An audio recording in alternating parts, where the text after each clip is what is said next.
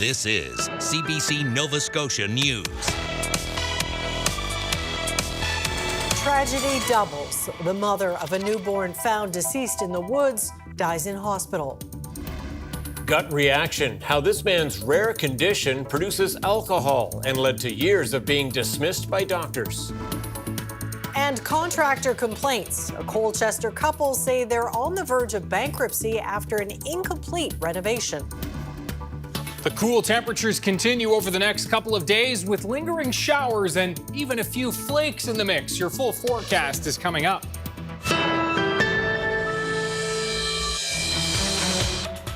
Good evening. The mother of a missing newborn who was the subject of an urgent search over the weekend has died. The 23-year-old woman was in critical condition when she arrived in hospital on Friday. Her baby was nowhere to be seen and was found dead in a wooded area outside the city on Sunday. Police say the mother died in hospital on Wednesday. The CBC's Selena Alders reports. Police announced on Thursday afternoon that the 23-year-old woman whose baby was found dead in a wooded area just outside of Halifax has died.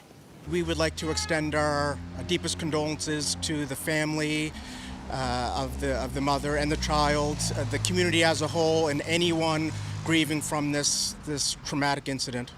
The mother was first taken to hospital by ambulance on Friday, having just given birth, but there was no baby in sight.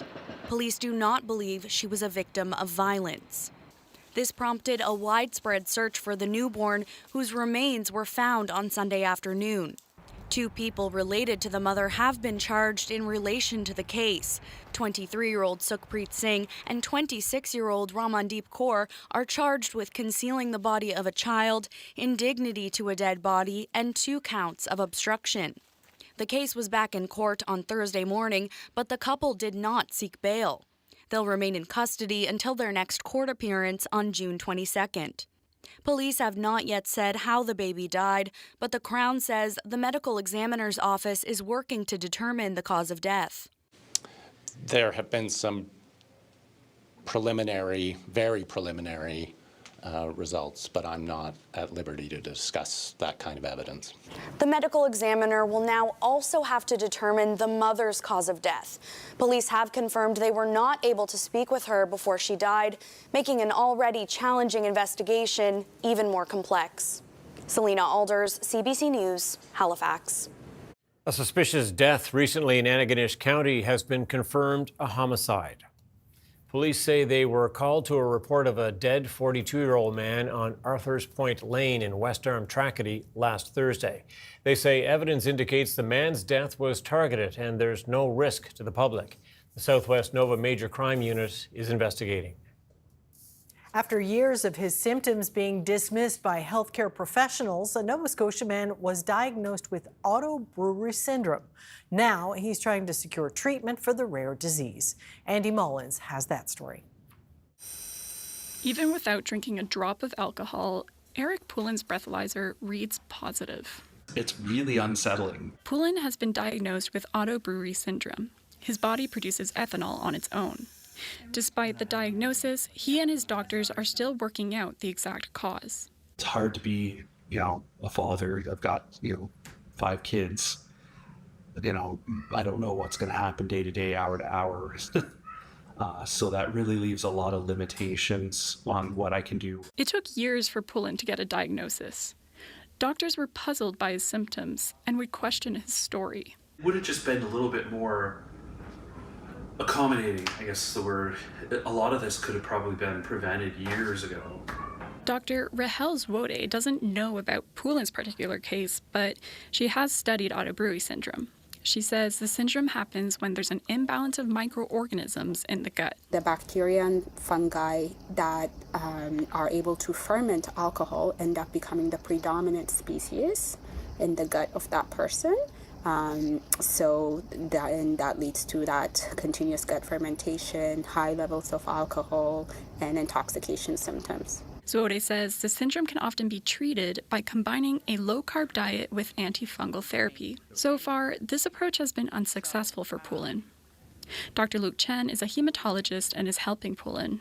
He says because there are so many organisms in our bodies, it can be hard to know what you're looking for. we weren't able to find a specific culprit, which makes it hard to figure out, what is the best strategy to treat it. Experts are exploring alternative treatment options for poulin, but one of these is not available in Canada. The difficult thing with rare diseases is that once you get a diagnosis, the journey's not over yet. You have to get to the right treatment. In the meantime, Poulin hopes to at least raise awareness about Otto-Brewery syndrome, a disease his family calls debilitating. Andy Mullins, CBC News, Halifax.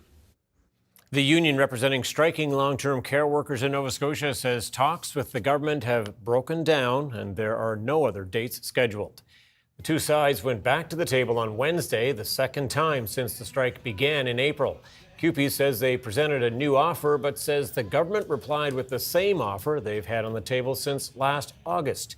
Wednesday's meeting was facilitated by a provincial conciliation and mediation officer. The union is now calling for an outside mediator to continue talks.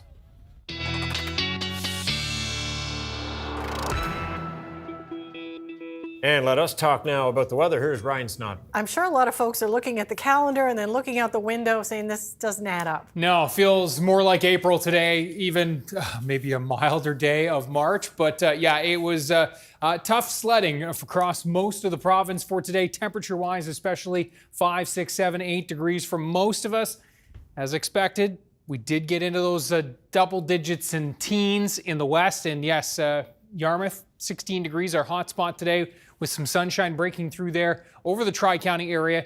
Tomorrow, it looks like that cooler air more encased across the entire province. And so, yeah, 5, 6, 7 degrees for most, scraping into the low double digits across most areas. And again, if the sun breaks out, Yarmouth likely will exceed 12 degrees, but that's a safe bet right now.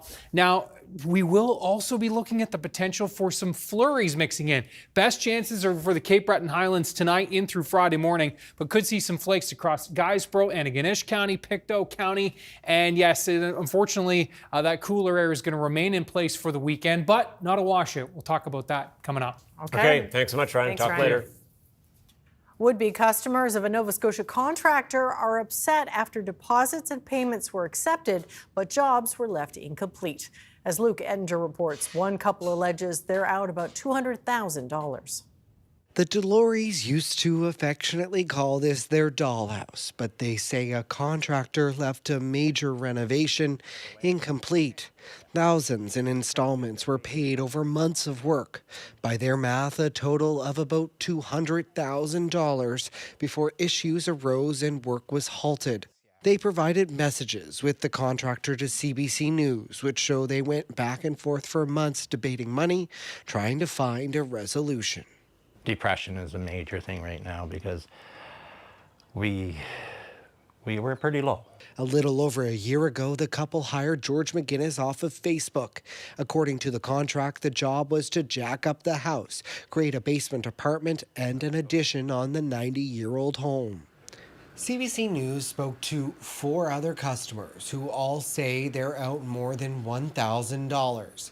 They say they requested deposits back after repeat delays and little progress, but those refunds never came. I had 3 people come and put in a bid. I had one lower and one higher, so I said, oh, I'll go in the middle. You know, trying to make, but boy, am I kicking my ass now. I'm almost bankrupt, I'll tell you the God honest truth. I'm almost bankrupt, and he drove me there. Text messages show the Delores began to worry when the project encountered repeated delays in spring 2025.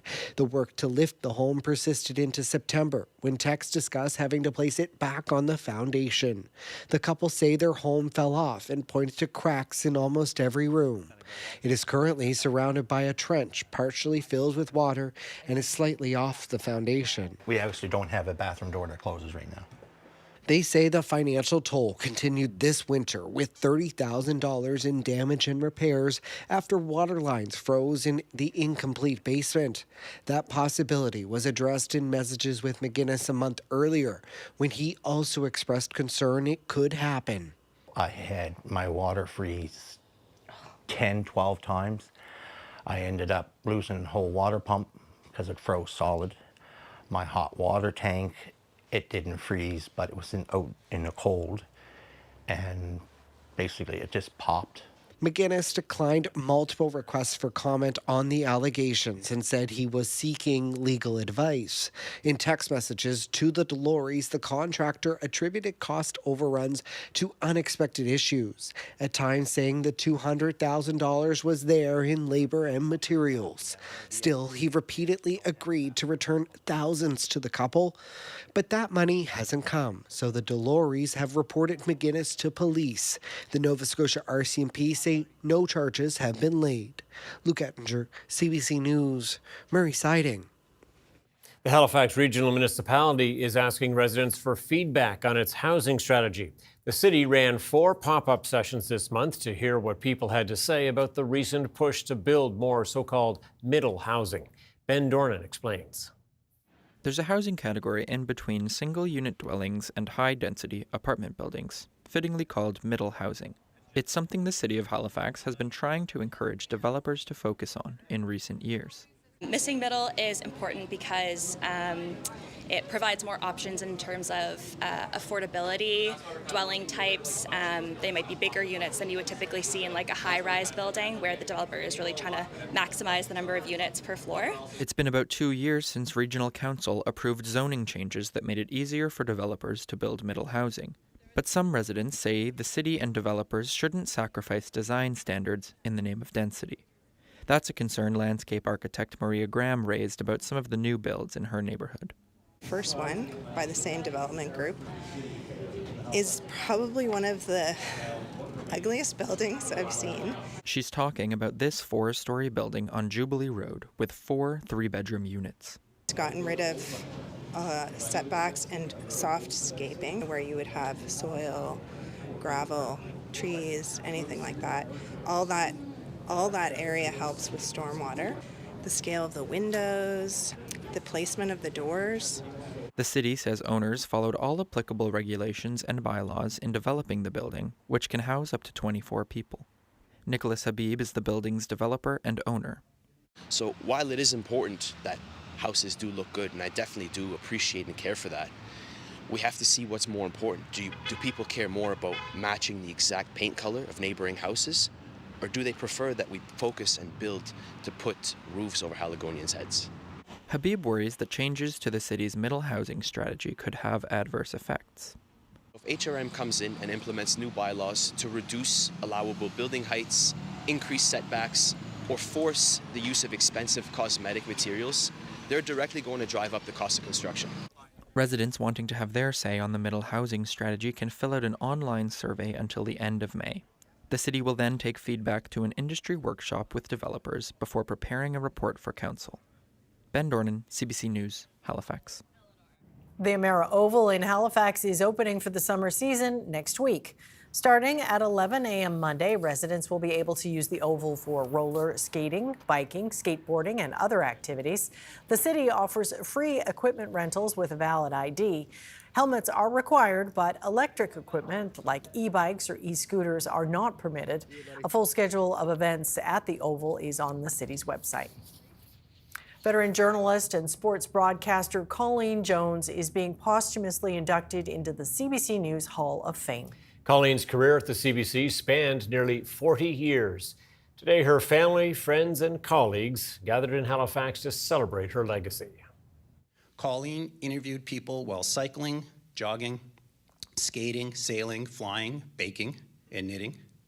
She laughed a lot in her reporting, a lot, and her laugh is unmistakable. She instinctively knew that her journalism told her way, helped Canadians understand each other a little better. Colleen Jones covered, remarkably, 10 Olympic Games for the CBC. She wrote 2 books.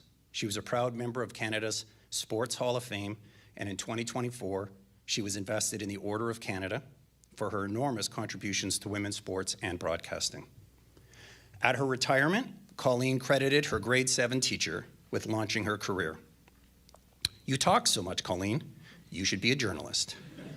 You should work for the CBC." It was, she said, the best job in the world.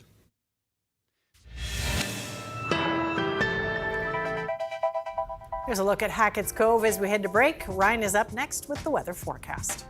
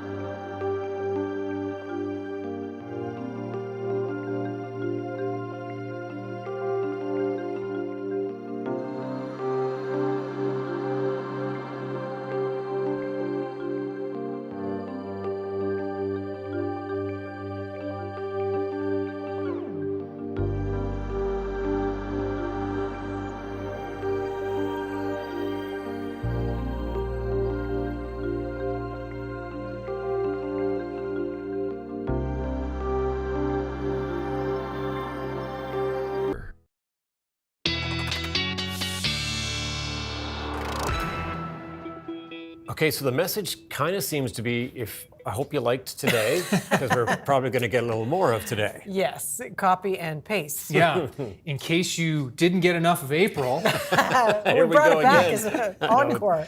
Let April be done, please. Yeah, it's a struggle right now. This is we're used to these tough stretches, but this is a pretty tough one for especially the eastern parts of the province. If you're in the west and Yarmouth, saying what tough stretch, which so often the case this time of year with the wind is from the southwest. Yarmouth and Shelburne kind of feel the brunt of the fog and the cooler temperatures. So a little treat for you folks. Have a look at our time lapse for today, Cape Fourchou, and look. Again, a bit of a sluggish start there, and then the sun did break out quite nicely. It turned into a fantastic day at the Cape and across Yarmouth and Shelburne. There it is. Blue sky. Proof positive right there. Yeah, and it's no wonder with all that sunshine, the temperatures bumped up into the mid-teens there today. Clouded up a little bit again this afternoon, but as we look at the latest shot from Nova Scotia webcams, sun's back out, and thanks to Nova Scotia webcams for that shot. Temperatures have dropped off a little bit. It's 11 degrees in Yarmouth, but that is still one of our hot spots. Shelburne at 12, Kedzie at 11 as well. It's 3 degrees. It's Sydney and Ingonish Beach, and it was a tough, raw day for the Northeast, where we picked up 10 to 20 millimeters of rain. Some pockets of 30 up into the Colchester-Cumberland area today. And those winds coupled with that rain, just making it feel like a pretty rotten day to be out in the elements for sure for this time of year. All relative, of course. Now, that steadiest rain has actually pushed up and is across Cape Breton and the Strait for the most part right now, though some steadier rains pushing back now over the last hour back into Cumberland and Colchester. We've been looking at the rain pretty much throughout the day in through Cape Breton, and the radar indicating it's cold enough already for some flakes in the Highlands, and there'll be more of that tonight. Could pick up 5, maybe 10 centimeters of accumulation over the Highlands, and a slushy trace possible for lower terrain areas overnight into tomorrow morning across Cape Breton and across the Northeast. And yet, look at the heat dome out west, 34 degrees, feeling near 40 in Regina this afternoon, 33 in Winnipeg. And this heat dome is, basically entrenched over the west as we are in this blocking pattern right now. And unfortunately, we're on the wrong side of the block with these temperatures tonight. Steady near 3 in Sydney. We'll drop to 7 in Yarmouth, and mid-single digits for everybody else, with those north to northeast winds continuing. And as we can see here with these scattered showers, they're going to remain on tap. Not too much for the west. Scattered in nature for central, and pretty persistent for eastern and across Cape Breton. And there's all that snow mixing in. Wouldn't be surprised if we do see flakes in Sydney tomorrow and Port Hawkesbury. Back towards Antigonish County, I think it's more likely to be over higher terrain areas for Guysborough and Antigonish counties, but certainly can't rule it out. And those temperatures are again going to be struggling. Note, as we work our way to the west, I think we will see more sunshine than what this model's showing for metro and central areas.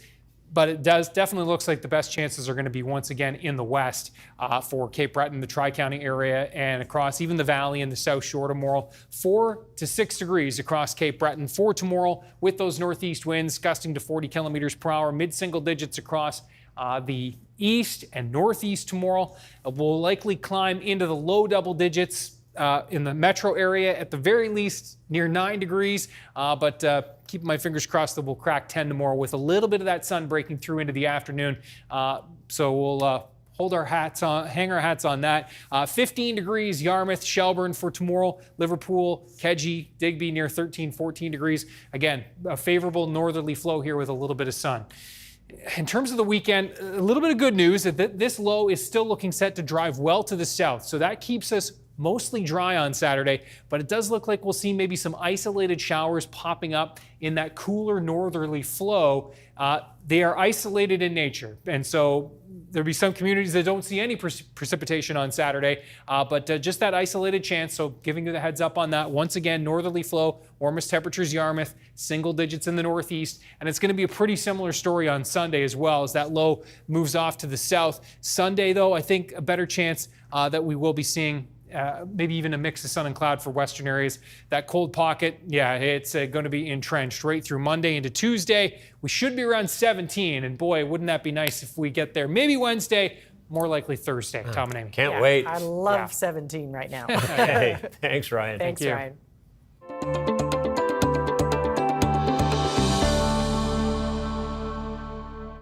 Prince Edward Island's hockey community is remembering the life and career of Forby Kennedy. The legendary NHLer died on Monday. Those who knew him say his legacy won't be forgotten. Connor Lamont has more. Kennedy right in front of his own net. If you're a fan of hockey, you likely know the name Forby Kennedy. He was an icon on PEI and loved by many. He's being remembered for his play on the ice and the man he was off of it. Forby lived a great life. He was a great man. You know, to see the way he interacted with his family members, and especially his grandkids and great grandkids, and he was everywhere with them.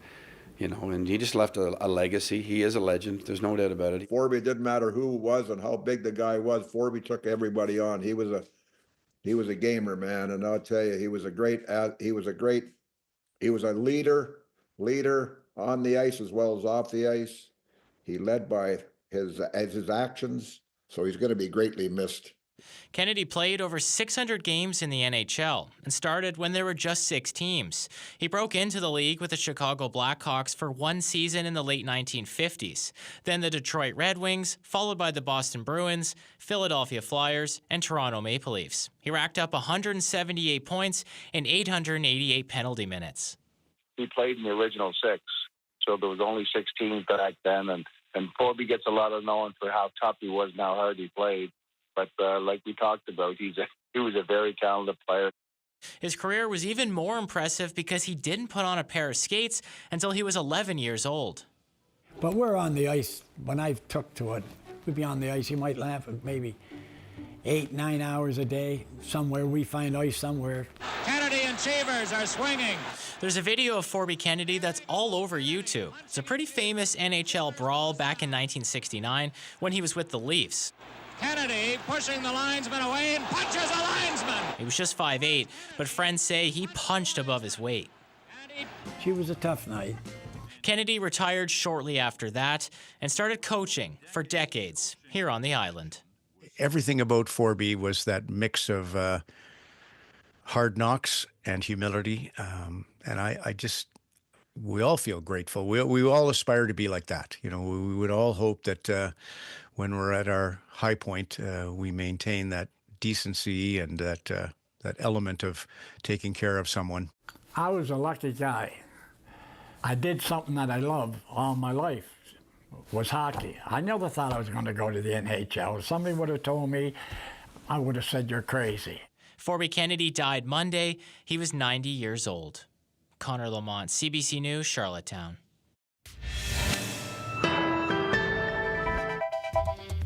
Coming up, Colleen Jones is the newest inductee into the CBC News Hall of Fame. We'll bring you ceremony highlights.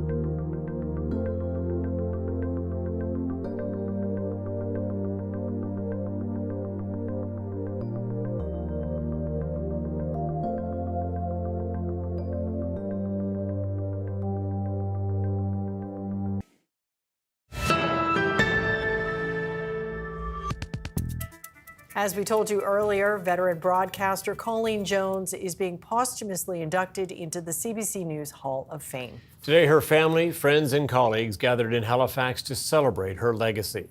We bring you now a part of that ceremony. She was curious. She loved storytelling, entirely unconditional.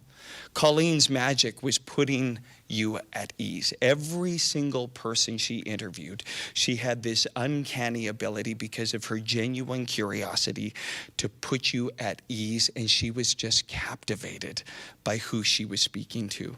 She wanted to remind people of their superpowers, that they were the main character of their own life, and she would tell everybody, you have a story, you matter. She made everybody feel like you mattered. She was a fiercely proud Haligonian, Nova Scotian, and Canadian.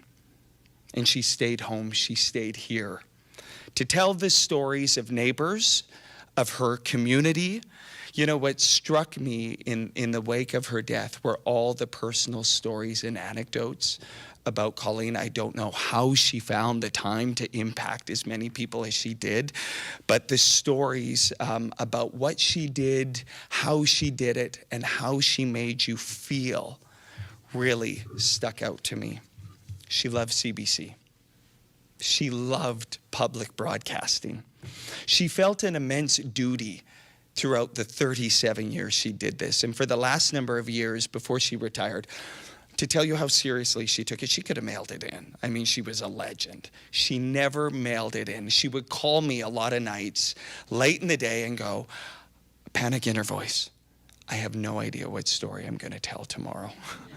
And then she said, but I'm manifesting getting on my bike and I'm going to meet somebody really interesting and I'm going to tell a story. And guess what? Every single day she did. And she shot it with her iPhone, edited on her iPhone. The way she reinvented herself and stayed relevant over 37 years was extraordinary. She curled a heck of a curling game as well. What a trailblazer on the ice. She truly was quintessentially Canadiana in every way. And I still find it remarkable that she would go to those Scotties in the 90s. She would play, and as soon as she would lose, which happened not frequently, but when she would lose, she would go right into the broadcast. Didn't miss a beat. I find that remarkable, how she was able to do it. She juggled the trifecta, as she called it, being an awesome mom, a prolific curler, and an extraordinary broadcaster. She did it all. Order of Canada, Curling Canada Hall of Fame, Nova Scotia Hall of Fame, Canada Sports Hall of Fame, and now the CBC News Hall of Fame. Let's watch some of her illustrious 37-year career.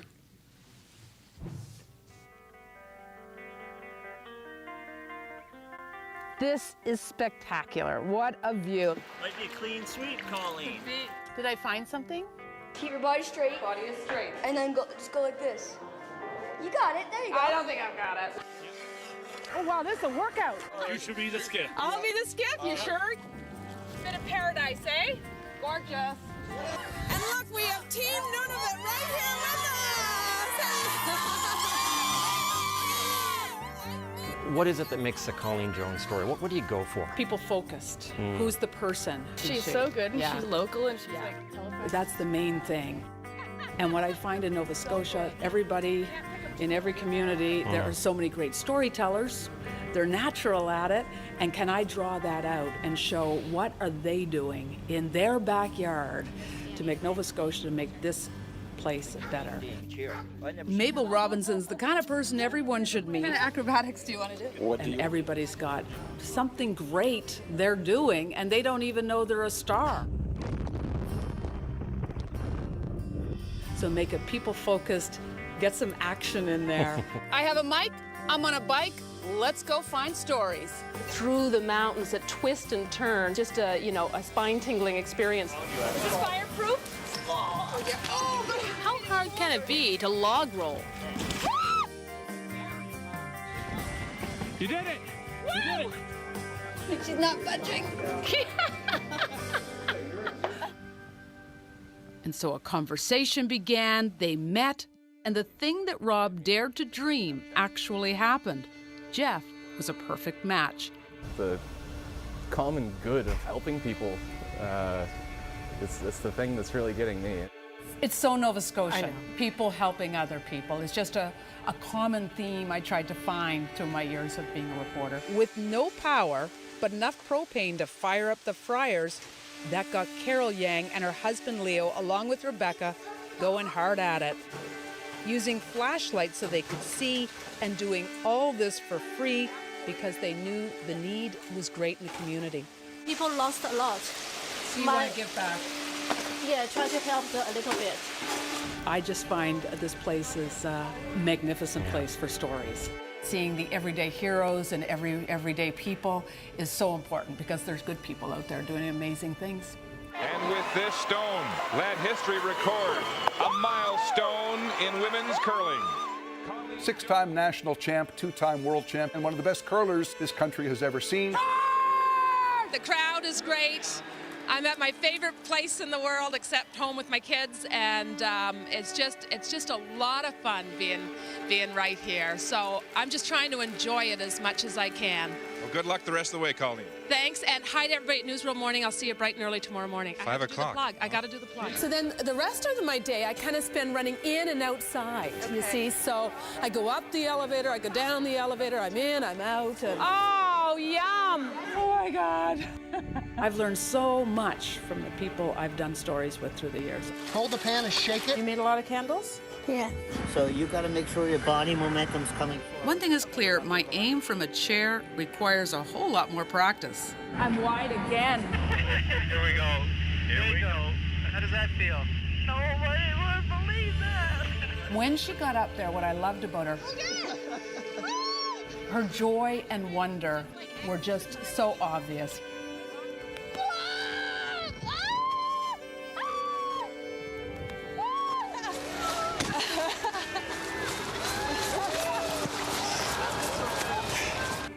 This exuberance and joy of every day and every moment. That's what I loved.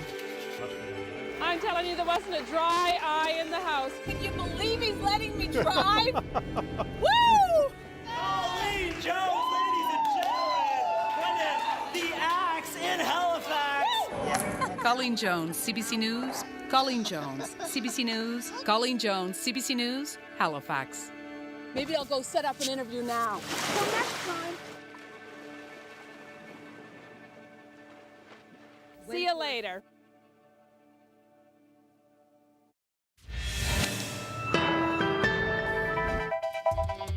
Coming up, Prime Minister Carney heads to New York to meet with U.S. business leaders ahead of CUSMA talks. And Ferrari shifts gears with its first rechargeable electric vehicle, but fans and insiders mock the new design.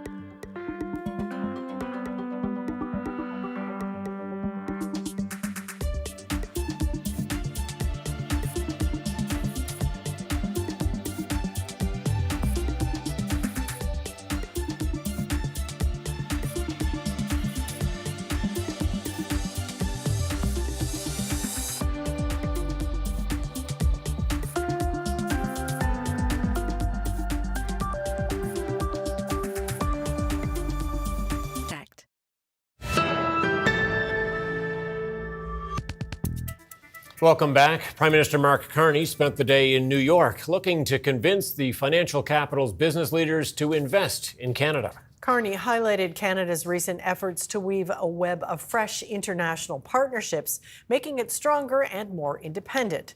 His pitch that would be good for the U.S. Ashley Burke explains. The Prime Minister and his negotiating team in New York pitching a new relationship with the U.S. to the very people that could put pressure on Donald Trump. Let's be absolutely clear. Canada Strong will help make America great again. Mark Carney addressing American business leaders and investors, saying Canada is focusing on itself and becoming an energy superpower, but doesn't want to shut the door on the U.S. That future should include a new partnership with Canada, a true partnership that reimagines cooperation in specific sectors. The Prime Minister laying out what he calls specific proposals made to the Trump administration, partnering on autos, supplying the U.S. with critical minerals, and helping power America. With America's growing energy needs because of the incredible transformation here, does it really make sense to build the gigawatts here needed to replace Canada? But some say those proposals haven't worked yet. Canada's still not at the table for formal trade talks with the U.S. to review CUSMA. We're pretty firmly stuck. Canada's former top trade negotiator told senators the U.S. wants concessions and isn't interested in what Canada wants to talk about, lowering American tariffs on sectors hard hit.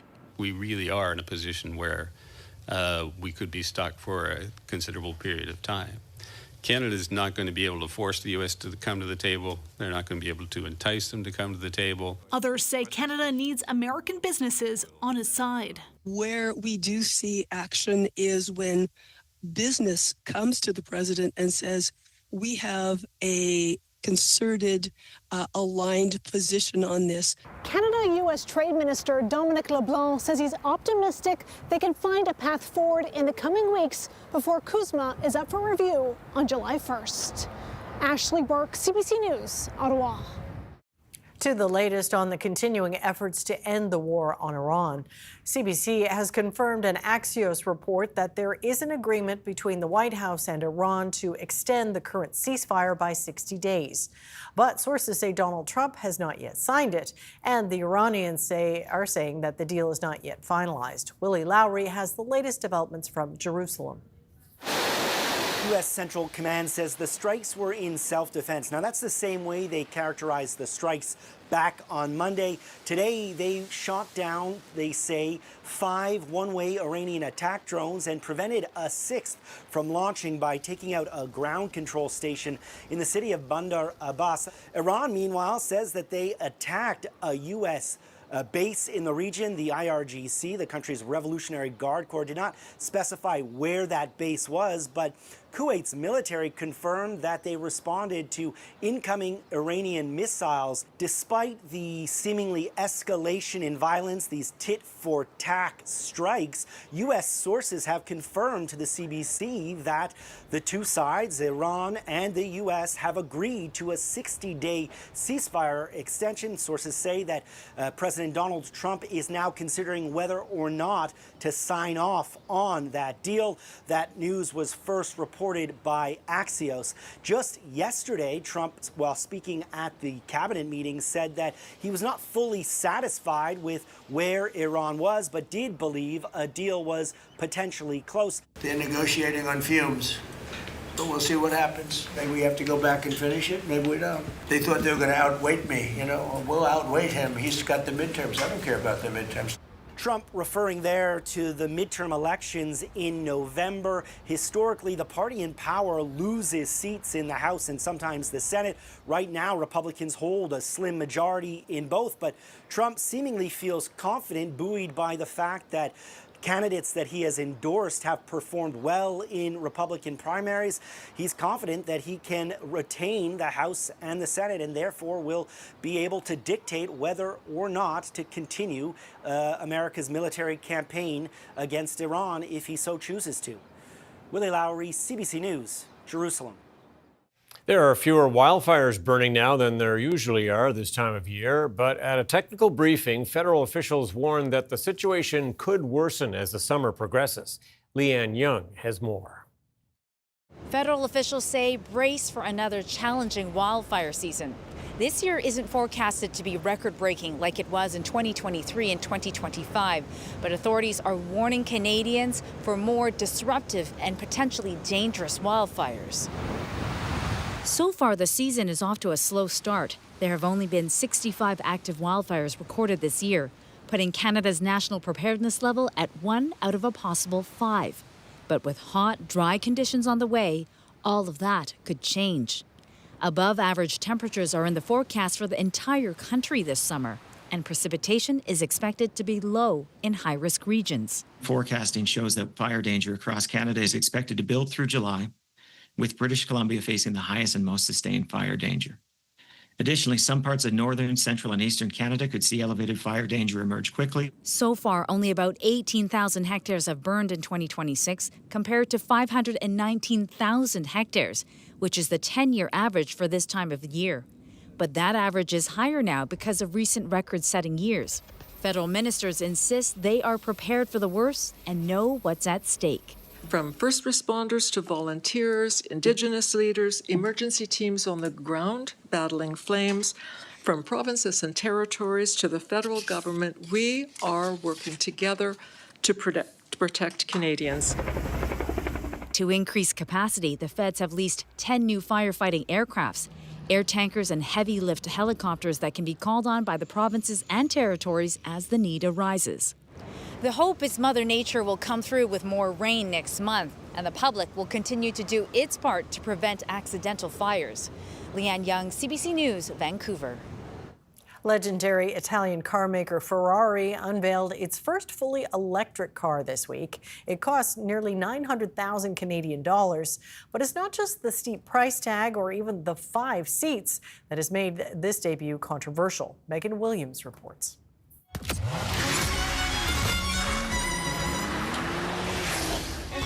Ferrari has always sold more than just cars. It sells speed, status, Italian glamour, and the promise that somewhere underneath all of that red paint lies an engine waiting to be unleashed. But this week here in Rome, Ferrari unveiled something entirely different. Its first fully electric car. It's called Luce, which in Italian means light. And even Pope Leo got a look. Is this the first 4-door Ferrari? First 5-seater. First 5-seater. Yeah. Yes, the first 5-seat Ferrari, created with the help of Johnny Ive, who's the designer behind the iMac, the iPhone, and the iPad, which may explain some of the reaction here in Italy. Online Ferrari fans say Luce is really more Apple mouse than Italian stallion. It's pale blue, it's round and glassy, and it even has room for the kids. Not exactly the low-slung, growling, racing red Ferrari of old. But Ferrari chief designer says if you innovate, you have to risk. Matter of embracing the innovation and also the cultural change. Most of the companies are not really willing to make something extraordinarily new. Former chief of Ferrari, Luca Di Montezemolo, said, yeah, they risked destroying the Ferrari legend. Investors weren't thrilled either. Ferrari shares fell more than 8% when it was released this week in Milan. Still, not everyone is groaning. Ferrari Formula One drivers Lewis Hamilton and Charles Leclerc seemed pretty happy taking it for a spin. And the Luce is still very much a Ferrari in one sense. It can go from 0 to 60 in about 2.5 seconds, but with less of a roar and more of a whirl. Megan Williams, CBC News, Rome. Well, when you think of puppetry, you might think of Pinocchio or the Muppets. But in Southeast Asia, it's one of the oldest forms of storytelling. Traditionally, the art form has been dominated by men, but now an all-female troupe is embracing puppetry as a way of sharing their own experiences. We are an all-female multinational troupe where we have members from different parts of Southeast Asia. We found out that folk stories that they heard from their mom or their grandmother most of these stories about female ghosts. Why are they all female? And from there, we connected these stories to our own experiences. We infuse whatever we know into the tradition that we want to preserve. As a musician, reconnecting with my roots was what helped me heal in many ways. And that is what I want for the younger generation as well, is to find meaning and purpose in themselves rather than looking outside for validation. We all have different ghosts in us. And by unpacking our own shadows through playing with a puppet will help us explore the parts of ourselves that we don't know exist. It's time to take a quick break now, but first, here's a look at how the markets did today. Canada's main stock index rose more than 100 points, helped by gains in technology stocks, as U.S. markets also moved higher.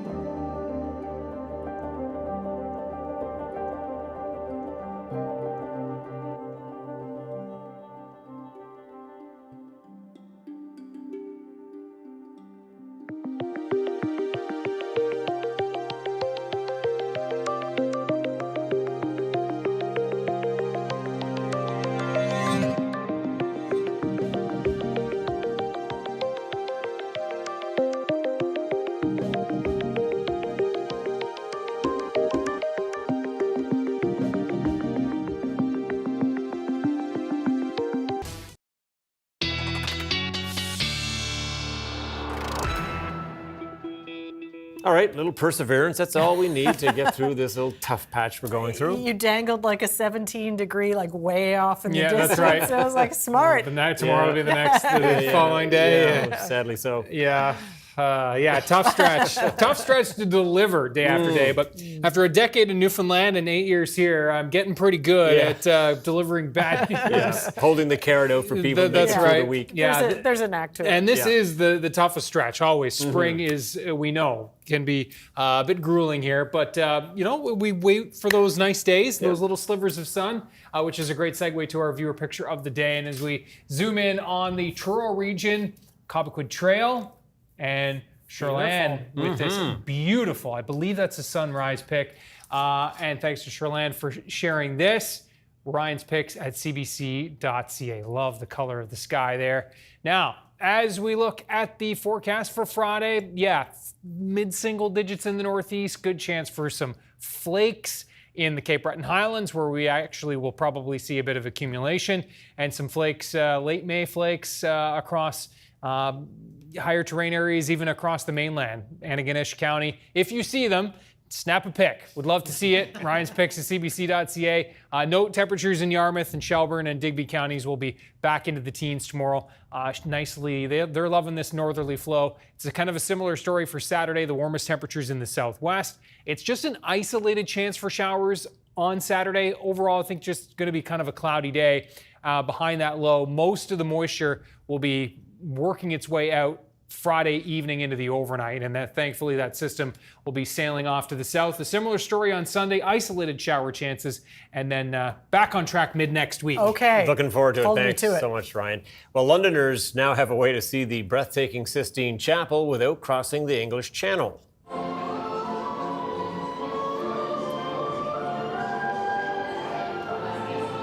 This is an immersive exhibition showcasing Michelangelo's famous frescoes that adorn the Sistine Chapel in the Vatican. It's an up-close perspective, not seen even by the Holy See. One would need to climb up to the 20-meter-high ceiling to notice the original brushstrokes made by Michelangelo. Displays also include his celebrated masterpieces like the creation of Adam and the Last Judgment. The Sistine Chapel exhibition is expected to come to Canada in the near future. Impressive from any angle. I'd love to see don't you think? that, yeah. That's it for us tonight. Thanks for watching. We'll see you next time. Good night. Good night.